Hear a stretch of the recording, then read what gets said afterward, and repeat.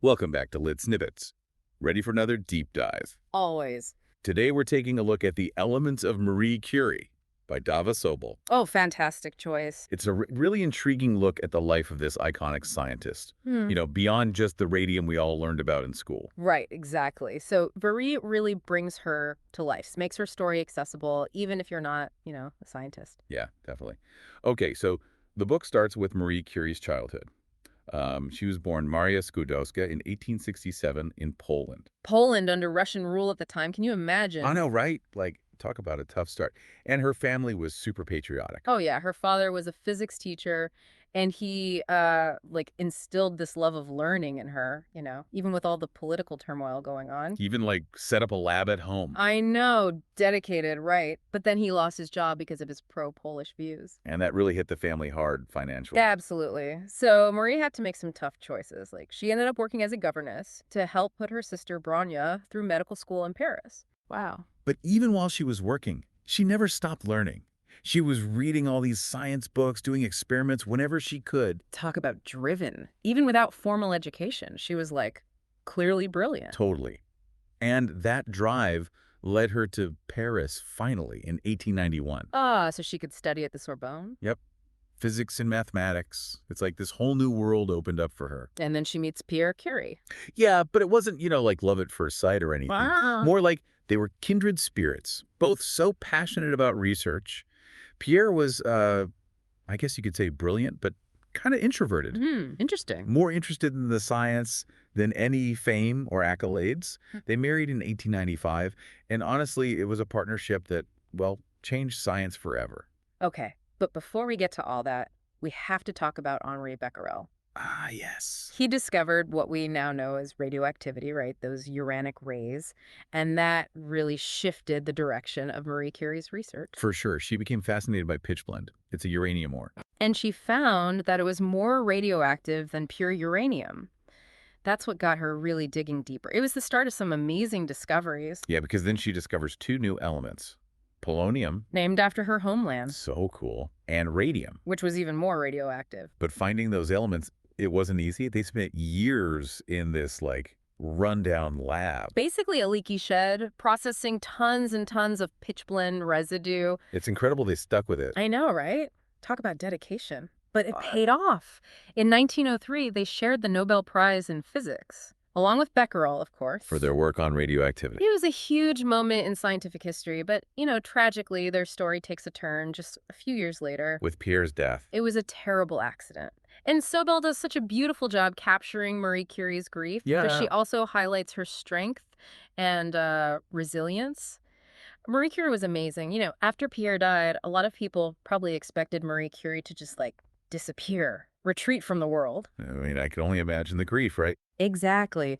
But she didn't. She actually, she poured all her energy into her work. Wow. Yeah. And she took over Pierre's professorship at the Sorbonne. So she was the first woman to hold that position. Exactly. A huge achievement. Like, talk about shattering glass ceilings. It's amazing. And she kept making these huge scientific breakthroughs. In 1911, she won a second Nobel Prize.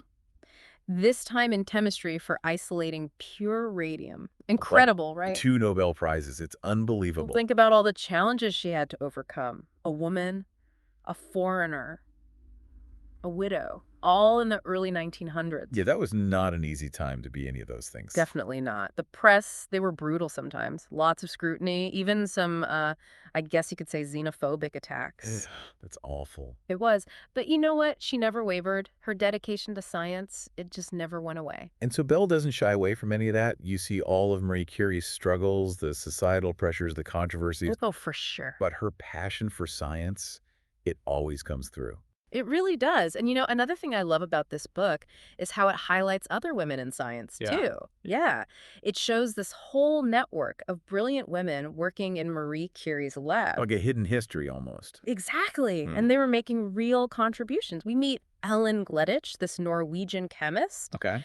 and Sybil Leslie, who was researching thorium, and Lucy Blankies, who, she was studying alpha emissions, A&D, writing a physics textbook for young women. No way. Yes, all that at the same time. They were all supporting each other, sharing their knowledge, like pushing the boundaries of science together. I know, it's so inspiring. And of course, we can't forget about Marie Curie's daughter, Irene. Oh, right. She became a scientist too, right? She did. So Spell really captures her journey, like from a curious little kid playing in her mom's lab to this brilliant scientist in her own right. It's kind of a scientific dynasty. I love that. And she won a Nobel Prize too, She did. Yeah, with her husband, Frederick Joliot-Curie. Wow, they were like a scientific power couple. Totally. But the book doesn't just focus on the triumphs, right? Right.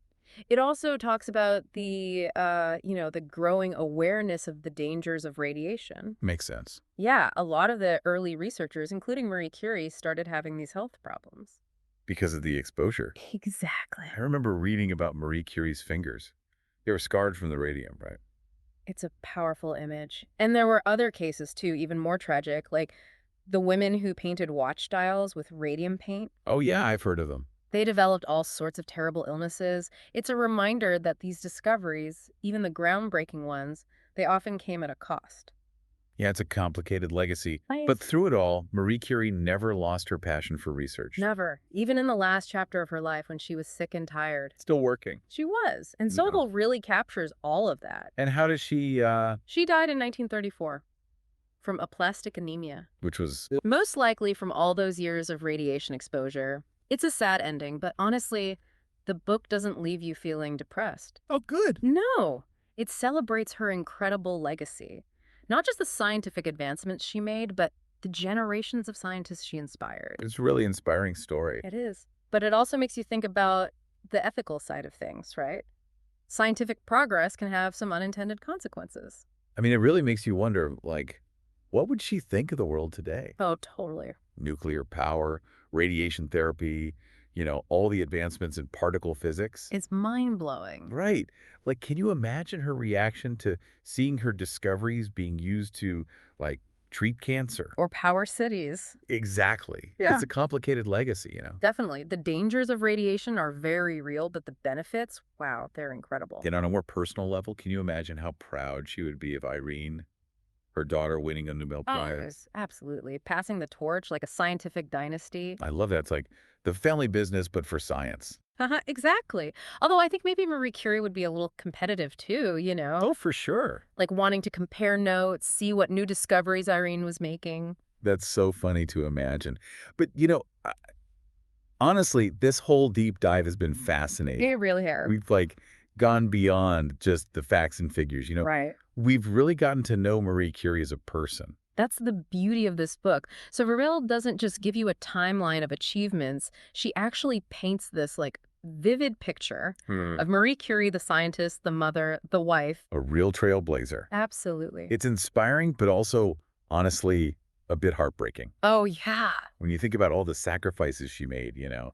the challenges she faced. But in the end, it's a story of triumph, right? Yeah, definitely. Passion, perseverance, the pursuit of knowledge. Like even when things were really tough, she never gave up. So powerful. Well, I think that's the elements of Marie Curie in a nutshell. We covered a lot of ground today. We did.